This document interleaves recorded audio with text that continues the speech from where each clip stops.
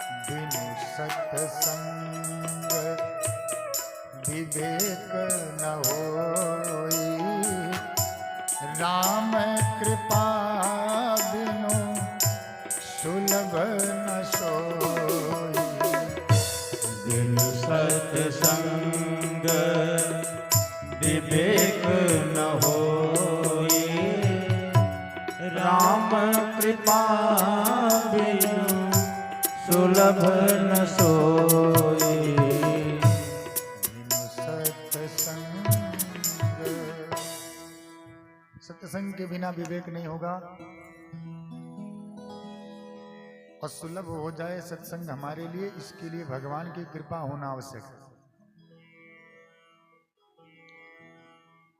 आज तक किसी ने देखा कि हमारे ऊपर भगवान की कृपा हो गई है? कैसे जान पाओगे?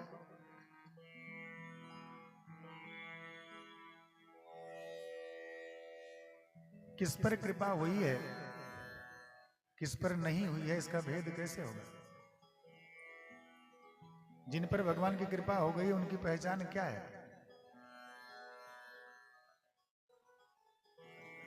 यही सत्संग है, इसी का नाम सत्संग है। हमारा कोई काम जब बन जाए, हमारे कदम अच्छे मार्ग पर चल पड़े, तो समझ लीजिएगा कि भगवान की कृपा हम पर हो गई है। अच्छा, दिखेगी नहीं, क्योंकि कृपा जो होती है सदैव सर पर होती है,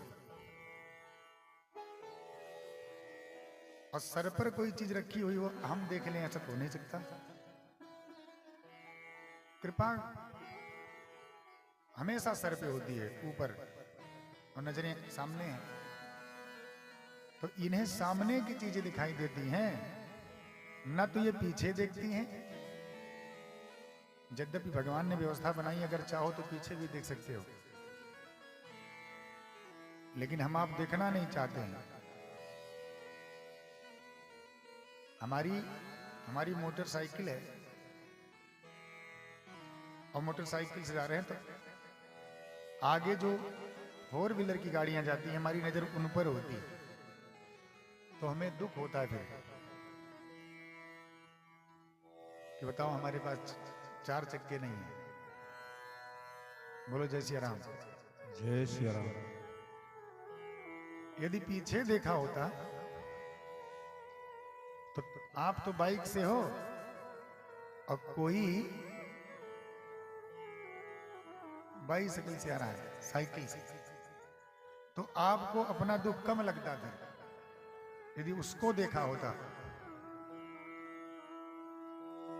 लेकिन आदत नहीं है, सदैव आगे देखना चाहते हैं हम आप।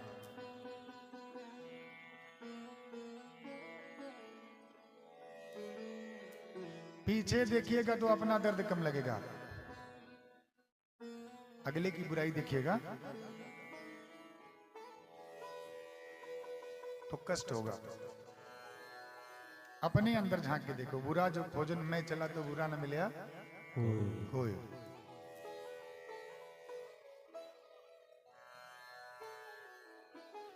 लेकिन अपनी दिखती नहीं है।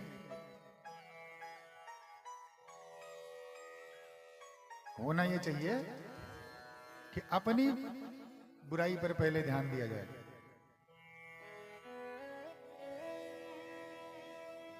मन, वाणी, कर्म और इंद्रियों से भगवान की दास्तां को स्वीकार करें, माया को स्वीकार ना करें। लेकिन माया जल्दी बैठती है, जो कि है नहीं। माया का मतलब ही है, मां माने नहीं, या माने जो नहीं है वही माया है, और वो अस्पष्ट दिखाई देती है। शाम को गोधूली वेला जब होती है,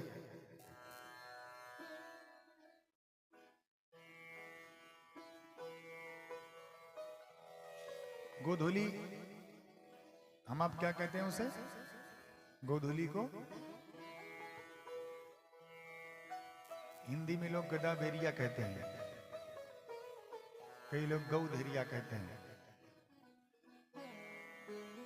गलत नहीं है, शब्द सही है, उच्चारण अटपटा हो रहा है। जिसे गौ धेरिया कहते हैं उसे गौ धेरिया नहीं, गौ धुरिया। वो सूर्य अस्त हुआ नहीं रहता है। भगवान कृष्ण जब गोचारण करके लौटते थे तो गायों के चलने से जो धूल उड़ती थी पैरों की, वही सूर्य पर आच्छादित हो जाती थी। सूर्य धूमिल दिखने लगते थे, उससे ही गो धूली वेला कहा जाता है, गो धूली। उस बीच सर्प है कि रस्सी, जब ऐसा फैसला ना हो पाए तो जान लीजिएगा ये गोधूली है, अंधेरे है।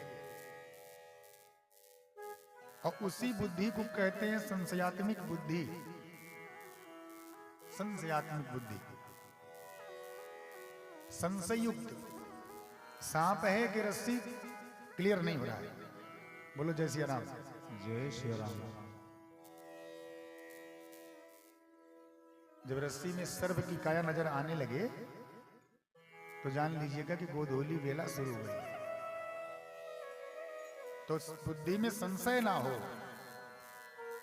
यह है बुद्धि पर काबू पाना। एकनिष्ठ हो, भगवान है तो है, हम पर कृपा करी है तो करी है। हमारे बाबा जी कहते थे, संत मिलन को चलिए तज ममता अभिमान,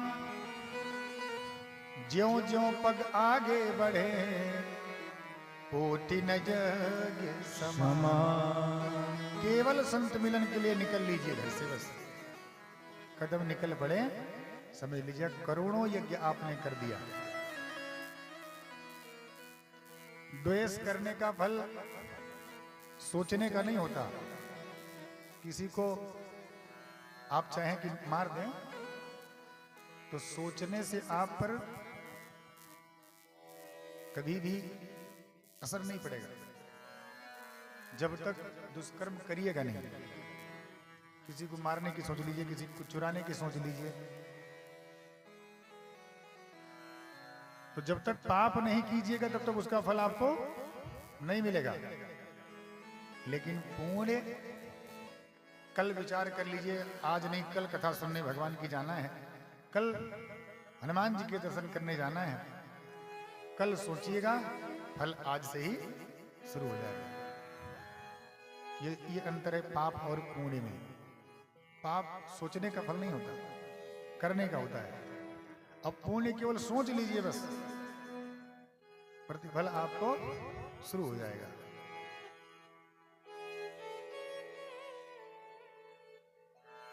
अब माया महा ठगी ने हम जाने, कब आपको चपेट लेगी आप जान नहीं पाओगे।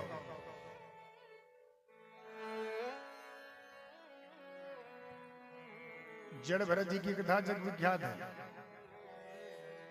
पूर्व संत हैं जड़ भरत जी, प्रसिद्ध हैं, सो हम में रहने वाले हैं, ब्रह्म तत्व के जानकार हैं। लेकिन माया ने ऐसा पकड़ा जड़ भरत जी को, गंडकी नदी में स्नान कर रहे थे और एक मृगी पानी पीने आई। माया पकड़ती कैसे देखिए, मृगी पानी पीने आई। जड़ भरत जी ने देखा कि उसने पानी पीने के लिए मुंह लगाया ही था और मृगी गर्भवती है। इतने में किसी सिंह ने गर्जना की, दहाड़ा सिंह। और मृगी डर के बस पानी में कूद गई। जैसे कूदी, मृग का छौना पैदा हो गया। बोलो जय श्री राम। जय श्री राम। अब छौना पैदा हुआ तो पानी में गिरा। जड़ भरत जी वहीं स्नान कर रहे हैं। इन्हें लगा कि अभी निकाल नहीं लूंगा तो तुरंत मर जाएगा, तुरंत का पैदा हुआ बच्चा है। हाथ से पकड़ करके उसको निकाल दिया बाहर। और जब बाहर निकाला, रख दिए। भाई परोपकार की भी सीमा है। दिन भर परोपकार करते रहिएगा तो घर कौन संभालेगा? घर की भी तो जिम्मेदारी आपकी ही है। तो जड़ भरत जी को लगा कि नहीं नहीं, अब मैंने इसको निकाल दिया, हमारा काम हो गया खत्म, अब मैं चलता हूं। संत हैं। जब आगे बढ़े तो मृग का छौना इन्हीं की तरफ देखे तो इनको लगा भी बच्चा है, तुरंत निकाला है। और छोड़ के जाऊंगा तो भाग तो पाएगा नहीं, कोई मृग, कोई हिरन आएगा, कोई बाघ आएगा, खा लेगा इसको। लाओ अपने आश्रम पर लिए चलता हूं। गोद में उठाए, अपने आश्रम ले आए। हरी हरी घास खिलाई, दूध पिलाया। धीरे धीरे मृग का छौना बड़ा होने लगा। और जब चलने लगा मृग का छौना, तो जब ये पूजा करने बैठते हैं तो पीछे से आकर के चाटने लगता है, ध्यान भंग हो जाता है। डांट देते हैं तो भोला बनकर बैठ जाता है। फिर सोचते देखो देखो कितना सीधा है, मैंने डांट दिया इसको, फिर भी चुपचाप बैठा हुआ है। बढ़ते बढ़ते इतना बड़ा हो गया मृग। एक दिन सजाती मृगों का झुंड आया और मृग उन्हीं के साथ भाग गया। अब जड़ भरत जी मृग के प्रेम में इतने पागल भये, सूर्य भगवान से पूछ रहे हैं कहां है हमारा मृग का छौना। अंतयामति सागती, उसी मृग के प्रेम में प्राण त्याग दिए जड़ भरत जी ने। फलस्वरूप जिस चीज का चिंतन करते करते मरिएगा, अंत में वही होकर के पैदा होना पड़ेगा। इसलिए अंत में राम नाम को सुधार लीजिए।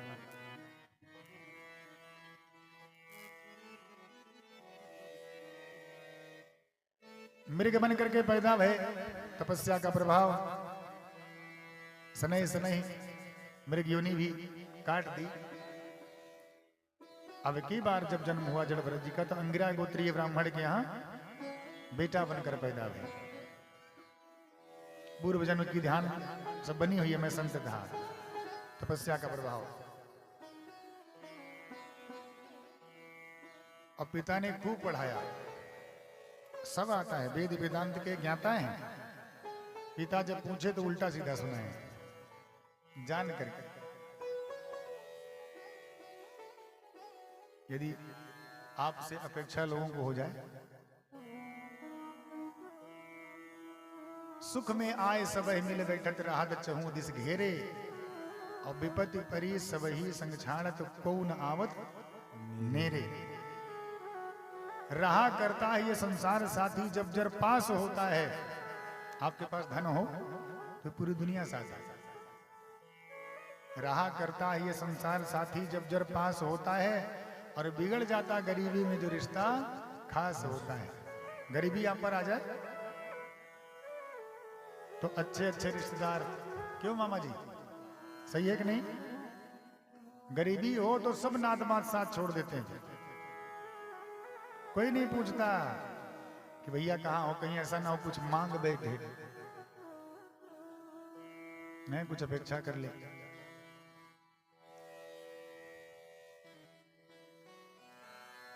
तो जड़ भरत जी को लगा सिद्ध संत हैं, आठों सिद्धियां सदैव जड़ भरत जी के चरणों में गिरी रहती हैं, जिनके लिए हम आप तपस्या करते हैं।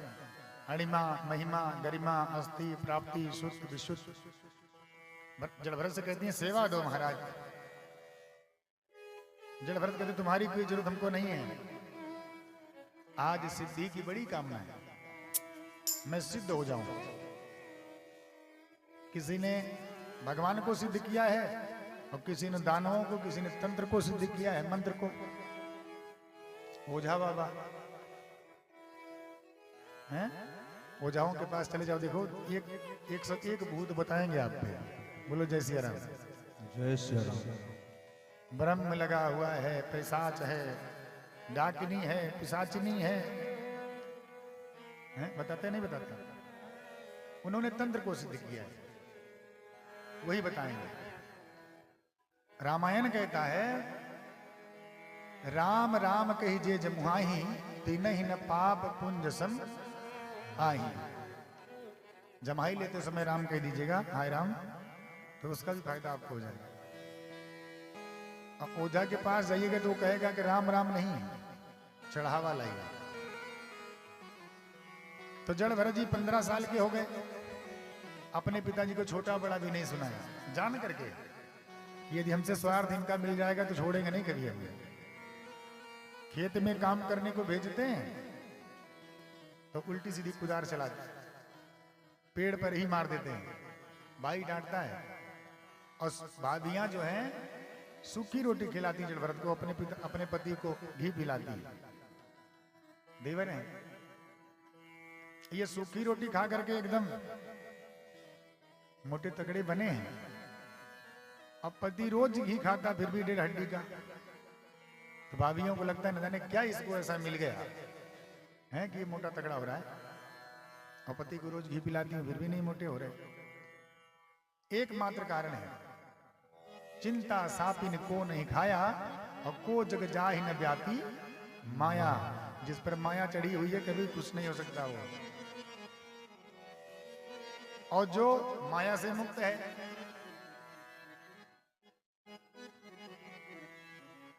मैं एक प्रश्न आप सभी से कर रहा हूं। रास्ते से आप जा रहे थे और किसी ने आपसे हाथ फैलाया, भैया दो कुछ भगवान के नाम पर। आपने उसे 100 रुपए का नोट दिया। सोचिए, 100 रुपए का नोट दिया आपने, और उसने नोट के 10 टुकड़े कर फाड़ कर फेंक दिए, तो क्या कहोगे आप उसे? जिसने नोट फाड़ा है माता जी, उसे क्या कहा जाएगा? सहज भाषा में लोग पागल है? नोट फाड़ दिया, अरे हमको दे देता। और सत्य में पागल वो नहीं, पागल तो तुम लोग हो। बोलो जय सिया राम। उस माया से तुम बंधे हुए हो जो जिसे नोट कह रहे हो, और वो मुक्त है, वो पैसे से कुछ नहीं समझता। उसे तो भरपेट भोजन चाहिए और मस्ती से घूमना चाहिए। तो जड़ भरत जी माया से परे हैं, इसलिए मोटे हैं। एक दिन रघुगण की सवारी रास्ते से जा रही थी, एक कुम्हार बीमार पड़ गया, तो ये टहल रहे थे रोड पर मोटे तगड़े। तो कुम्हार जड़ बोले रघुगण सिंह, महाराज ये मोटा आदमी मिल गया है, ये कुम्हार बीमार है, कहो तो इसको लगा लूं। लगा लिया। अब तो संत हैं, रास्ते चले तो चींटी भी बचा बचा के चलते हैं। चींटी चीटा दिख जाए तो कूद जाते हैं। अब डोली में लगा आदमी कूदे अगर, तो बैठने वाले का क्या हाल होगा? रघुगण के सर 3-4 बार टकराया। बोला मूर्खों, मर मर के चल रहे फिर भी सर फोड़ रहे हो। तो कुम्हार ने प्रयास किया, बोले महाराज एक नया नया रंगरूट लगा है, देखो कितना दुबला पतला है। बोलो जय सिया राम। जय श्री राम। कितना दुबला पतला बेचारा।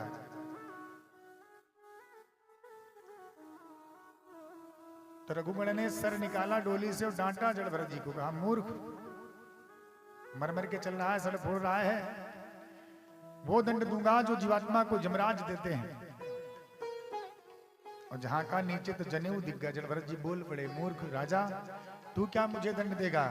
नैनम छिदंति शस्त्राणि नैनम दहति पावका। मैं मरता नहीं हूं, और ना शस्त्र छेदन कर सकते हैं, न पानी भिगो सकता है, न हवा सुखा सकती है। शास्त्र सम्मत बातें जब सुनी तो कूद गया डोली से। महाराज आप कौन हैं? आपने तो कहा कि मुझ पर कोई असर नहीं होता, एक बात बतलाओ। आग पर बटलोही रखी जाए, बटलोही में पानी है और पानी में चावल, आप कह रहे हो तुम पर असर नहीं होगा? कैसे नहीं होगा? आग नीचे जलाई जाएगी तो पहले बटलोही को आग गर्म कर देगी, बटलोही पानी को गर्म करेगी, पानी चावल को भात बना देगी, है कि नहीं?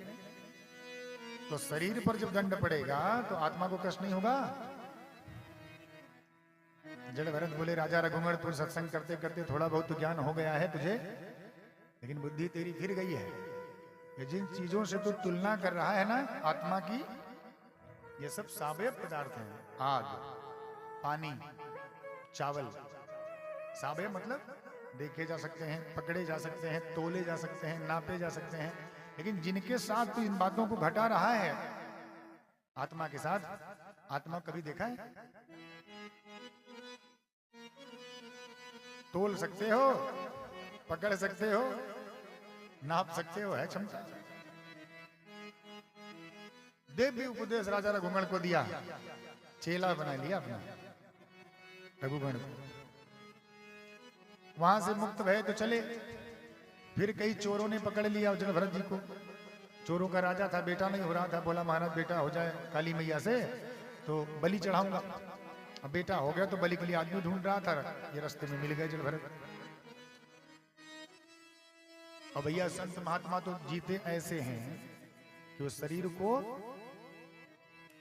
यूं नहीं स्वीकारते, मरण आ जाए तो चिंता नहीं करते, न उन्हें जीने की चिंता है और ना मरने की।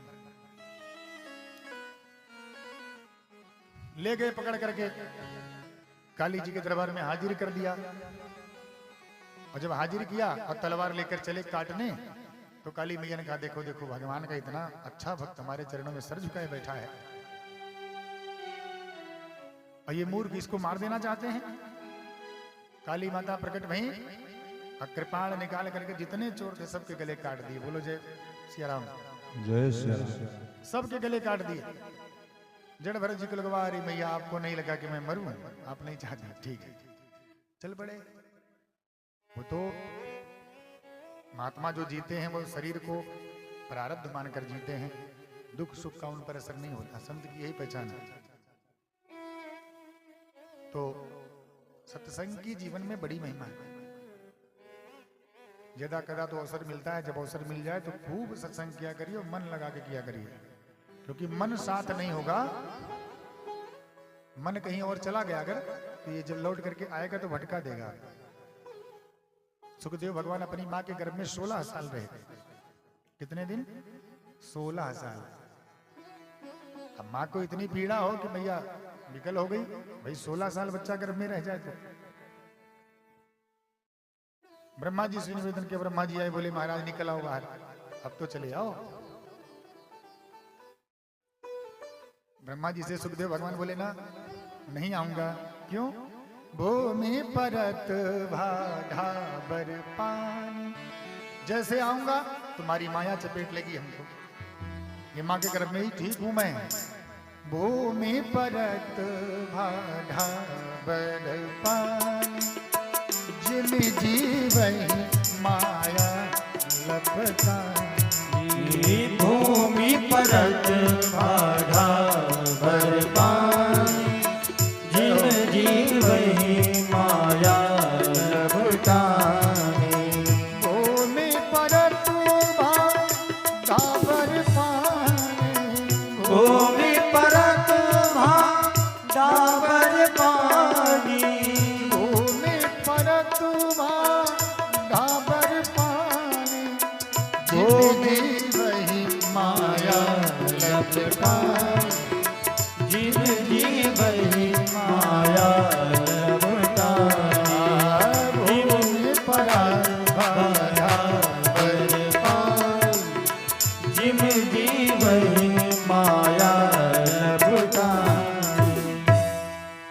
जैसे जीव जब शरीर पेट में रहता है, हमारा बेटा हो चाहे आपका, जब तक पेट में रहेगा तो ना उसका कोई है और ना वो किसी का है?